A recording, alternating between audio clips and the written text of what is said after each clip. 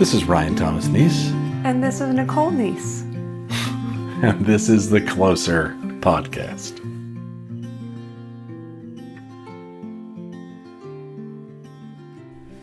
Hello, everyone. Welcome to episode 13. Big 1-3. Big 1-3. We're a teenager now.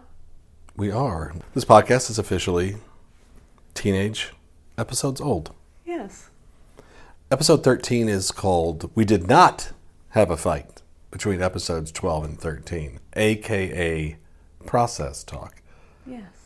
If you guys will remember all the way back in, I guess it would have been episode 3. Oh, that's perfect. 13 and 3.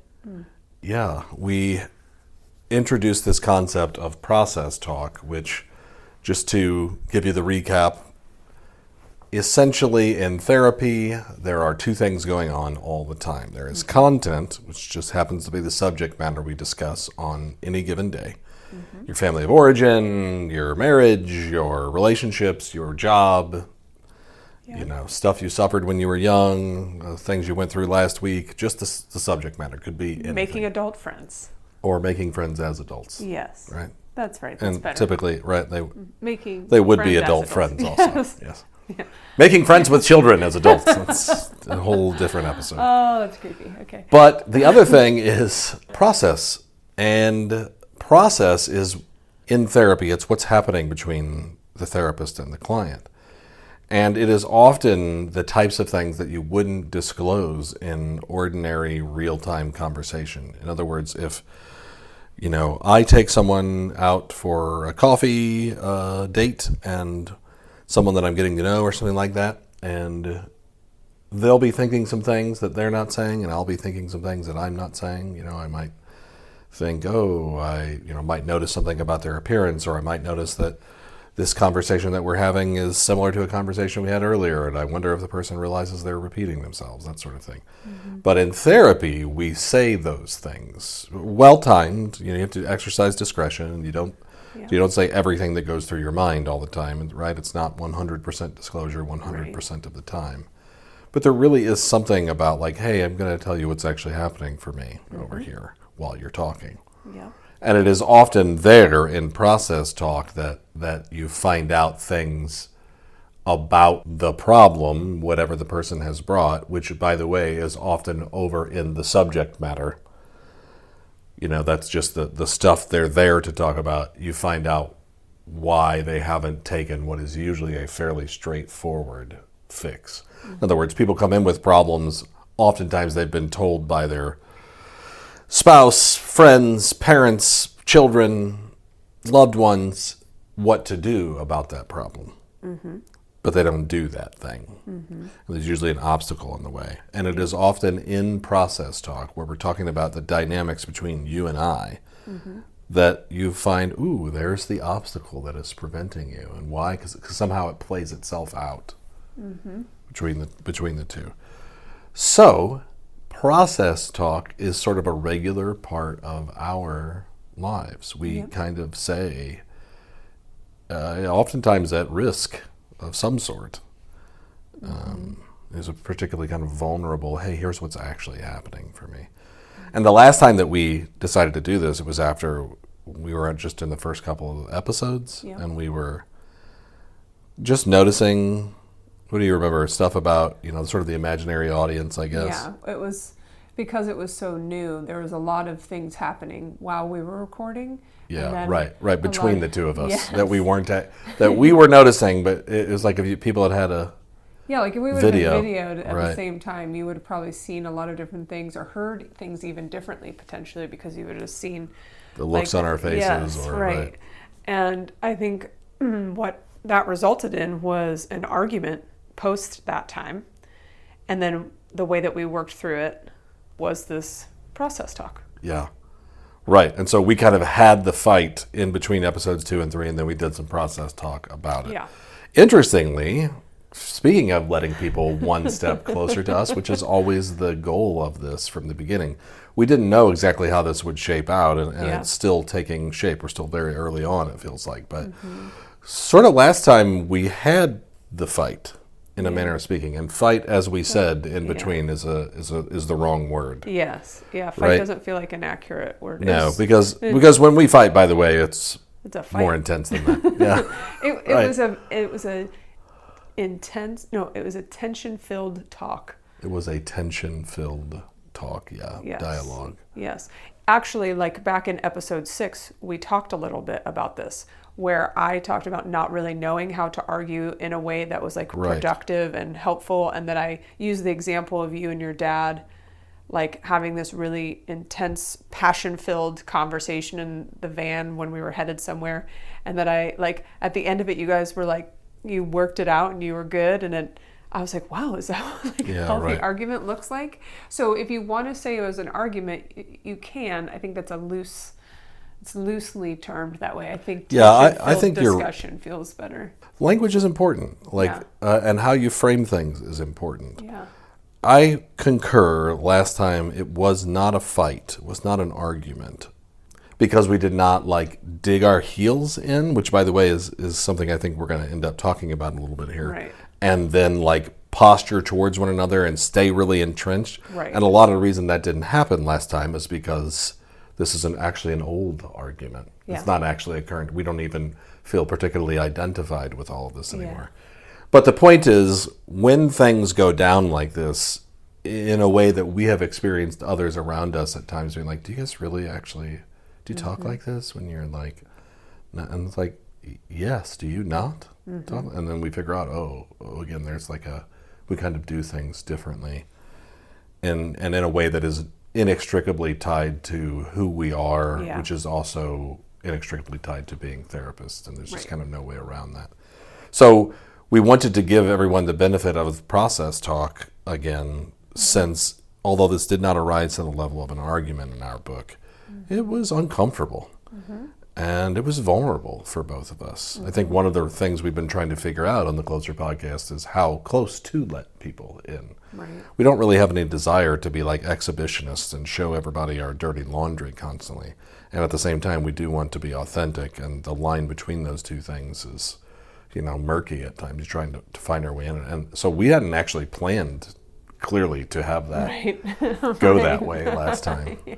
So let's just talk about what we noticed. Like, remember, these are the things that, like, maybe in ordinary conversation you don't tell your friends or acquaintances, but we want to tell each other. And a lot of it is around disclosing what was happening for us and maybe what we were noticing in the other. Where do we start? Yeah. I think as the days went on post the podcast, after we listened to it and then we put it out there for everyone to listen to as well, like it continued to sort of like go round and round in my mind. New feelings sort of came to the surface, new thoughts came about where I was in that moment. And what I think I noticed for myself was we were sort of trudging along this one path, talking about making friends as adults. And then we stepped into this memory. And when we stepped into it, I instantly started feeling like this other iteration of self, like this person who was 30 something, early 30s and maybe smidge before that, and who she was and what she feels. And historically, that is, I think, the thing that when we do get into arguments is the thing that sort of sends it off the deep end if I don't welcome them in. And so what I mean by that is she was very present, this younger iteration of myself. She very much still feels the things that she was talking about that day. And normally when that happens, I kind of tell her to shut up. And I try to like present this other thing. And I was letting her sort of stay there with me while I was talking with you. Yeah, this is the you that was originally, in our lives. Yeah. X number of years ago, you're saying the stuff you were saying last time about like not wanting to feel, feeling lonely, feeling alone, feeling, not a part of feeling like your identity was like sort of being subsumed by. Yeah, I don't know if I had a strong grasp on who I was, Yeah. and that was sort of the Right, that was thing that the, was that happening. was the thing, like, right? Yeah. and I kept running into these other pieces. And when you and I started talking, what I noticed was while she was there, instead of me being like, hey, we got this is cool, everything's fine, we can, Oh, which is that how you say shut up? no, that instead of me saying that, and I wasn't quite saying shut up, I just sort of was like enveloped by it. And then So sometimes you say shut up to her. sometimes I'm like, you're here and I got you. Don't you worry, friend. Okay. Right? And then sometimes she just takes the keys and she's running the show. Okay. She was semi in and out of running the show. And I think where I got stuck was I then started looking at you through her eyes instead of through the perspective that I have now, which has so much more information and so much more understanding of myself and of you and of us in a dynamic. And so she's running the show, and what happened afterwards is I was remembering, gosh, there was a lot of other things going on for her at that time. And that was really also influencing. Other than what? Other than, there was things more than just being a mom, more than just wanting friends. There was a lot more than having consternation around those 2 points. Yeah. There was other things going on as well. Yeah, and so many things not to unpack today, but like just Stuff between me and you. Stuff between me and you, stuff between like my family of origin and myself, just finding my place, who am I? I mean, work things, non-work things, friends, new city, just a lot of different emotions. A lot of different new things, a lot of different painful things, all happening. All that really contributed to the loneliness. Yeah, I was going to say, what's the impact then? Like, what about that? Yeah, because I think back then I really kept to myself. I didn't talk a lot to other people, which was part of, here it is, right? If I had friends, then I wasn't talk to them, I would have had support. But I was always sort of hesitant to open sort of that door and that room to other people. I was very particular about who I would share it with. And at the time, I think it was really like you and my therapist were the two people that I would let know all the things, right? Yeah, you kind of had all in those categories, and then or all that was, available for you to know, right? Because this is all just like relative to your own, what you're aware of. Right. And then sort of, this is helpful. That's actually a good framework that fits my experience. You would kind of let us in all the way, and pretty much everybody else was like they can look somewhere way far away. I mean, you weren't exactly binary. There were a few levels, but like all the levels, it was like we were at 90 to 100%, and everybody else was like under 20. Yeah. Right, and so there's such a disparity between the two. Yes, massive one.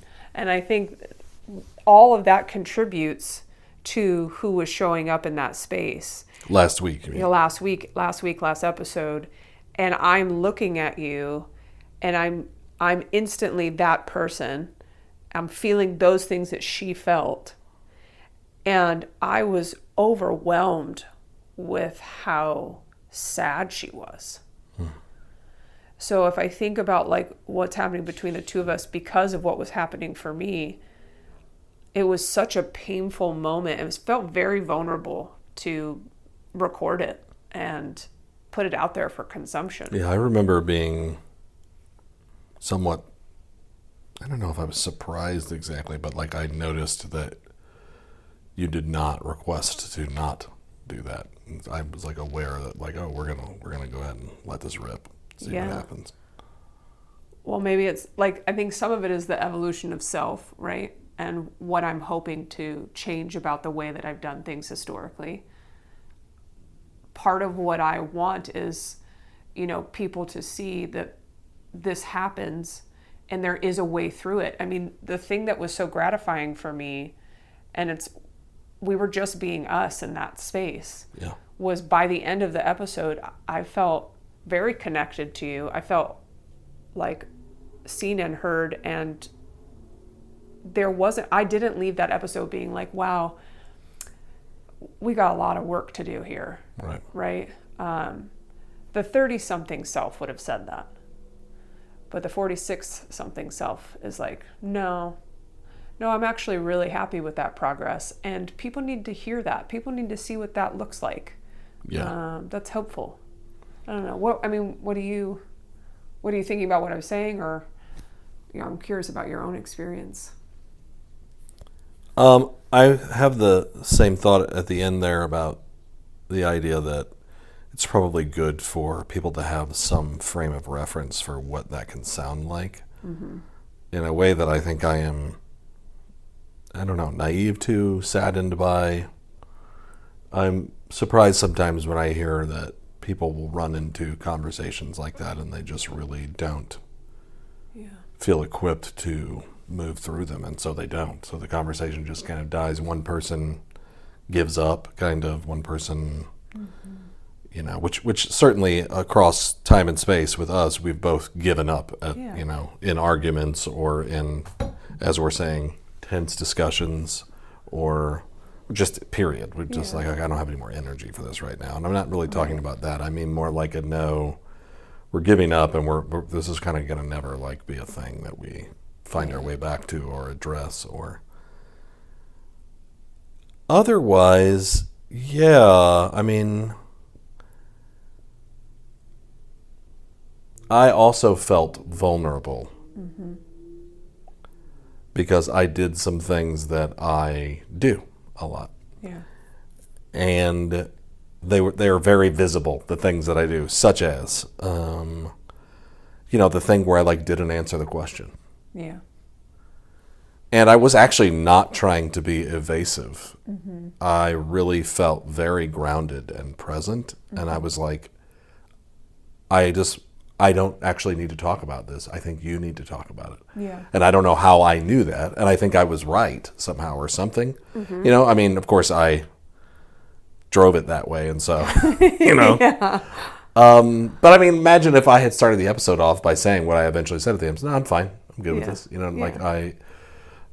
that could have been one way to do it. Absolutely. But I noticed that I am a person who creates tension, and then I work creatively with that tension. That's a thing I do. That's what I do in therapy. Yeah. It's I may prolong a thing, driving the tension up, because both you, me, everybody, we become more pliable when tension is in the room. Some people get stiff as a board. Right. Right? And you notice that, and you try to work with that. But most people actually, when held at the same time, no, I'm fully holding you. I'm right here. I'm not going anywhere. I'm relatively even-keeled emotionally, other than sort of responding to what's present. And at the same time, no, I'm not doing that yet. People get pliable. But here's the thing. Nothing about that for me it was a very earnest thing I did. I was not being gamey or something. It doesn't even occur to me because it was so intuitive. Right. I didn't know I was going to do that when we sat in the room. Right. But because I did that, I also see how irritating that could be, or something.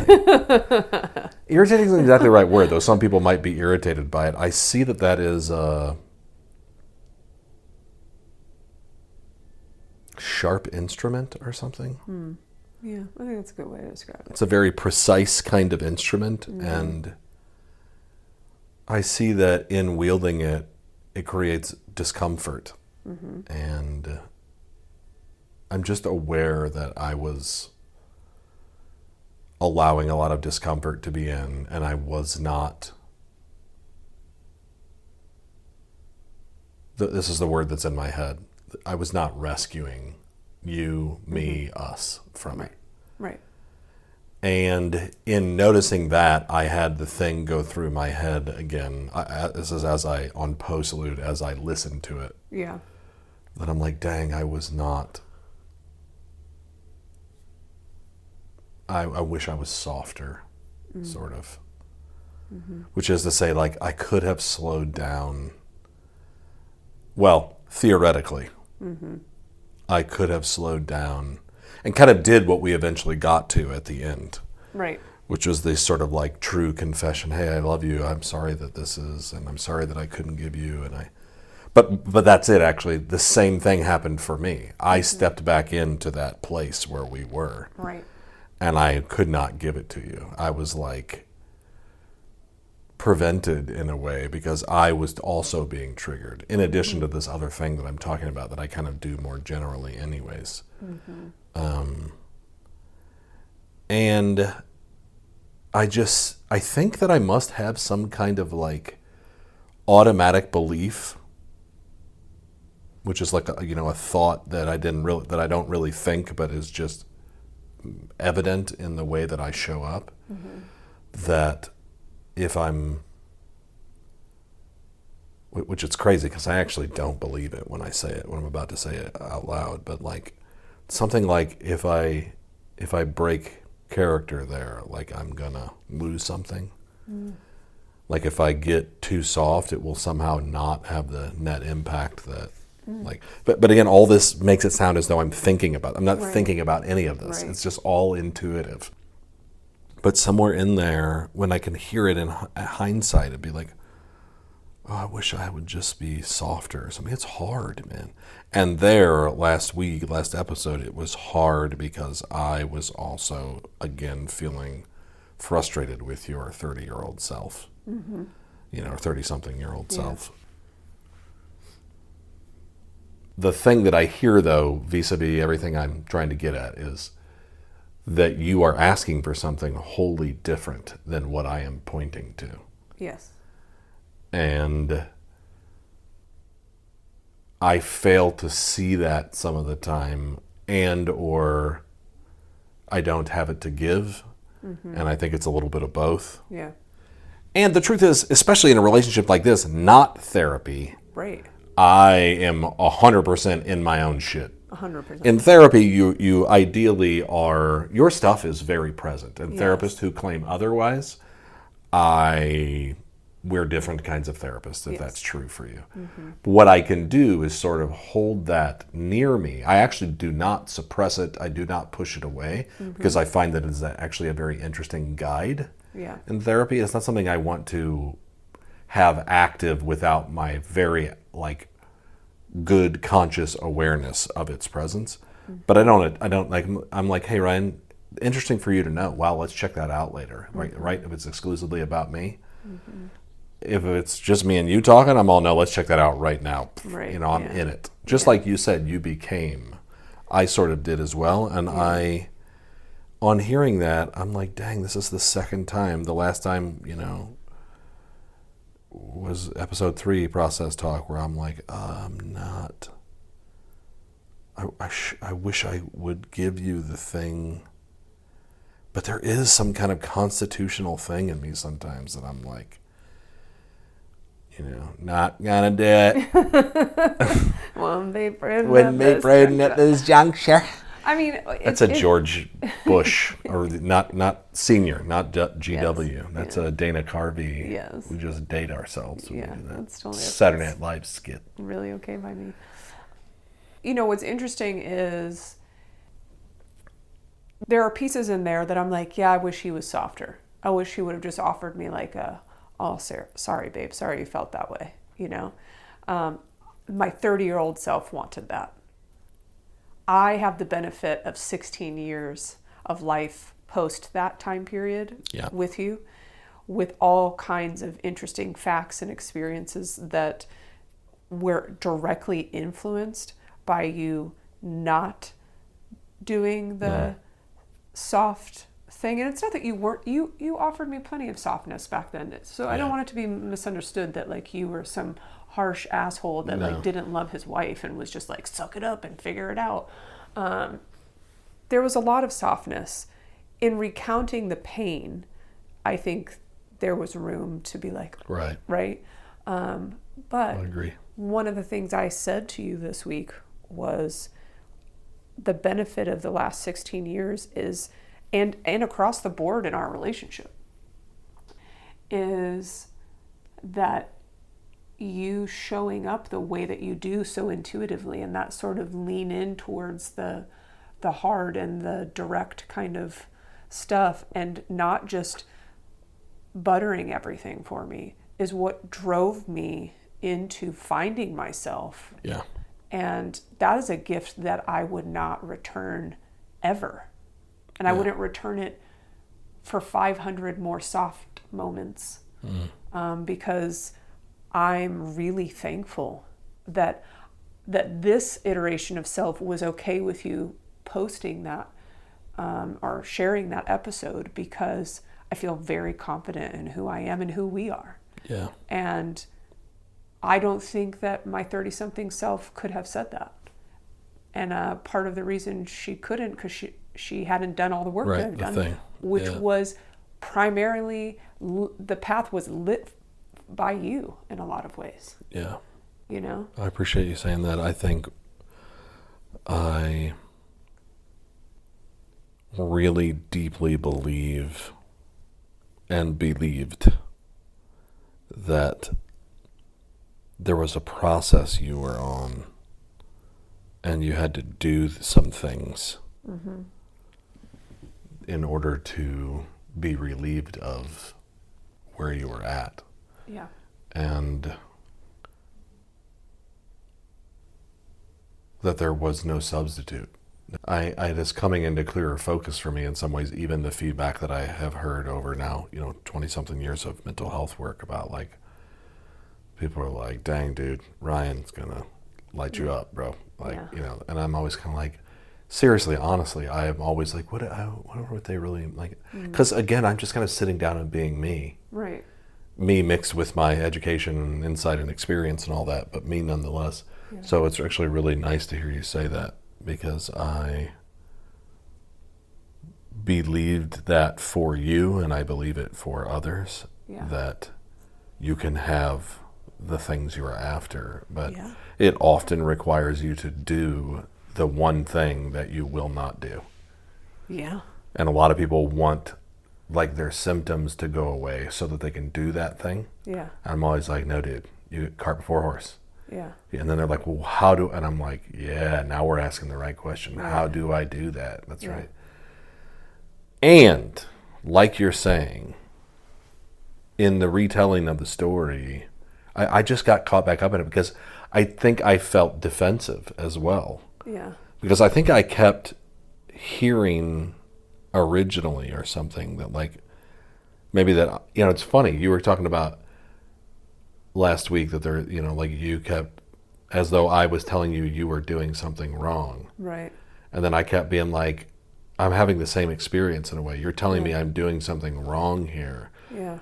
And again, what I can hear is, if I could be softer, if I could go slower, if I could actually tap into some of the actual deep feelings that I do have, which I can access at other times, that would potentially actually enhance what I'm doing. Yeah. But I do, dude. Like, this is actually helpful for me because I'm hearing myself say this for the first time.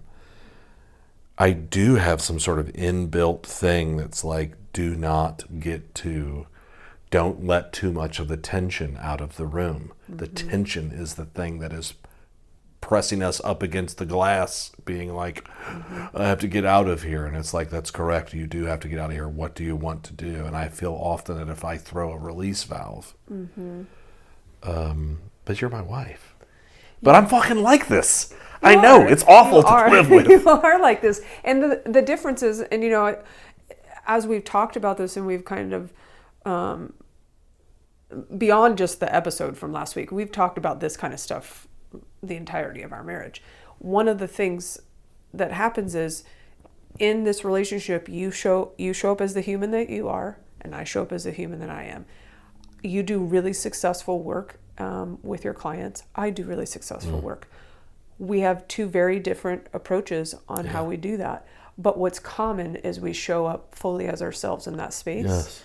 And when you do that, I think that regardless of whether or not you leave the pressure in the room or you have a valve that releases a little bit of it at any point, you see miraculous things, because you are fully present and fully there.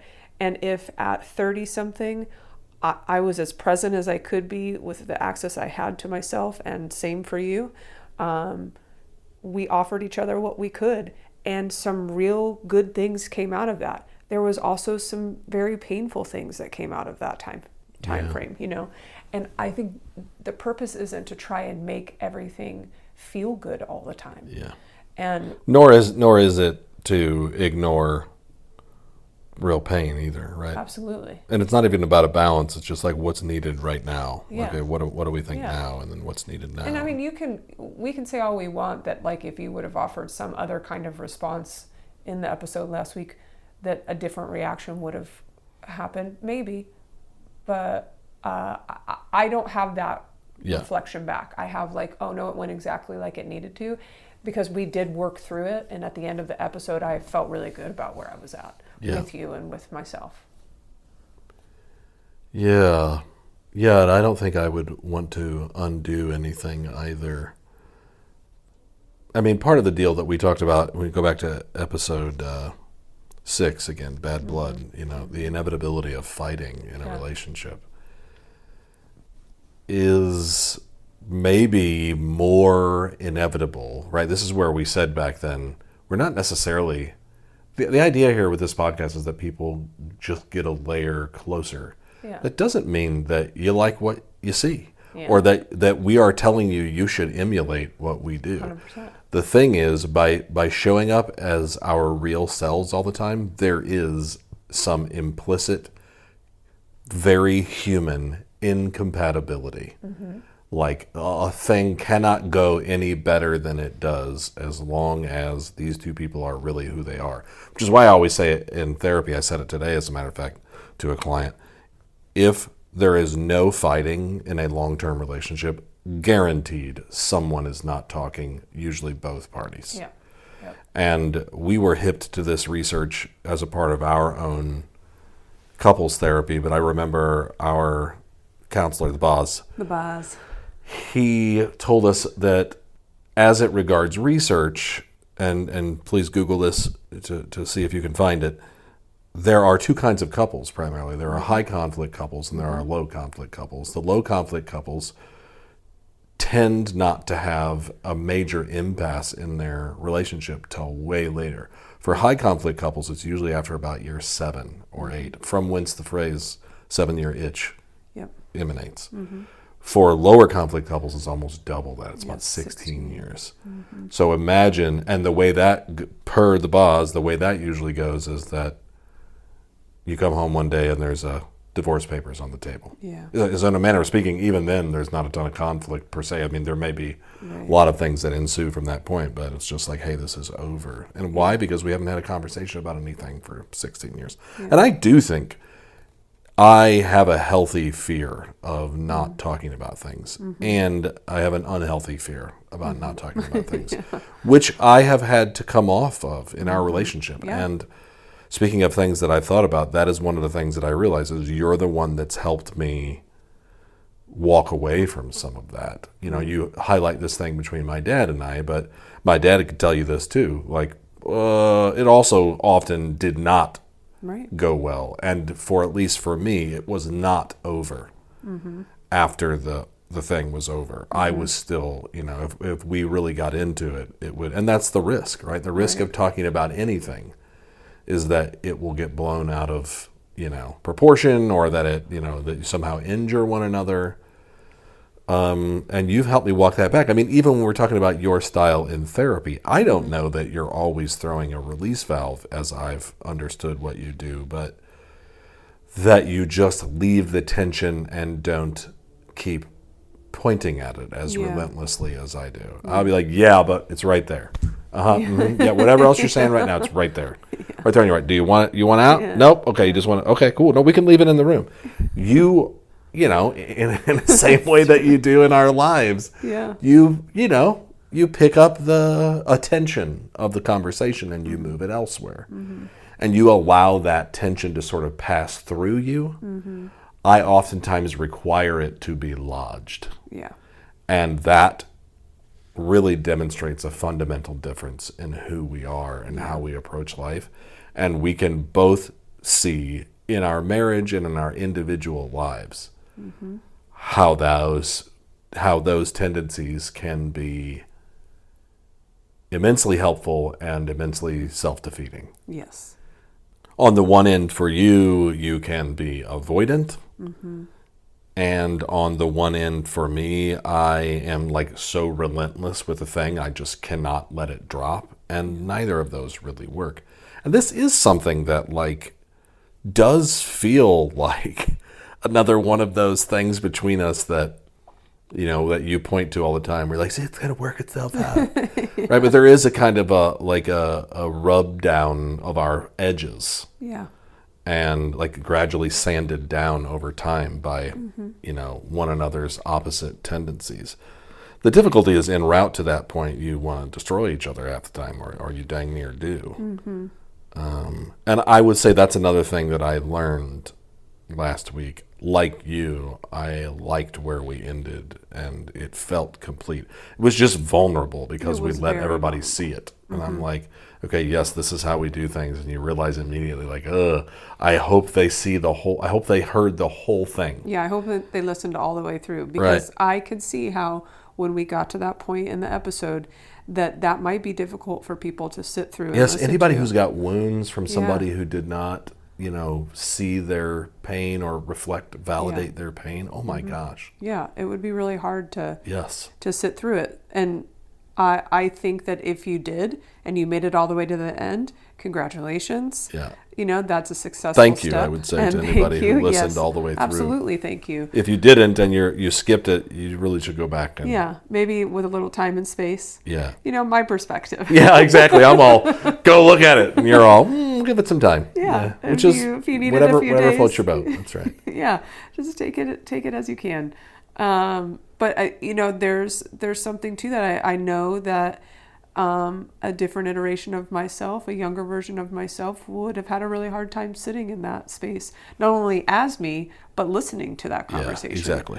And so maybe that's another thing. If you did have a hard time, we do understand. Like we're trying to say it, but let's just say it plainly. Like we understand and we care. Yeah. It makes sense to us. Like this is again like not like a prescription for how you do things. It's how we do them. It's one way. Yep.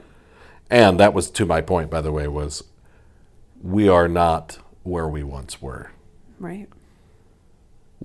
And like when we sort of came back to each other at the end, it was like, oh, we just went through a thing there, didn't we? And that thing feels different than something that's like current, active. Right. In that we were able to go be in touch with that distress and tension and sadness and pain, frustration, longing, but that it felt a little bit like a jacket that doesn't fit anymore. It's like, oh yeah, fat guy in a little coat sort of thing. You know, it's like this isn't ours anymore. Yeah. Like, and then it was like, oh, we're not there anymore, are we? Yeah. We don't do that. And even that type of interaction with us these days, where like you're needing something and I like, we just have less of that like kind of ships in the night missing one another thing these days. Yeah. If it's a part of any discussion, it tends to be a smaller part. Yeah. Unless we absolutely just, tear it down. Which we can do every once in a while. Yeah. If you really screw it up, then I especially do. Just kidding.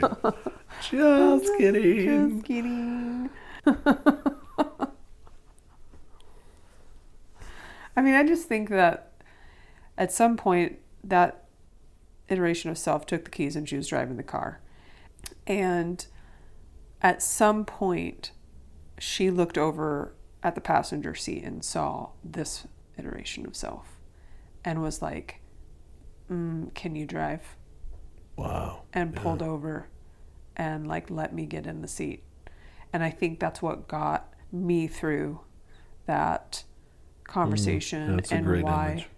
I was able to like connect with you again at the end, because I just like realized she needed me to drive the car and that like she had her time, she had her space, she drove for a little bit, she felt in control, she said what she needed to say.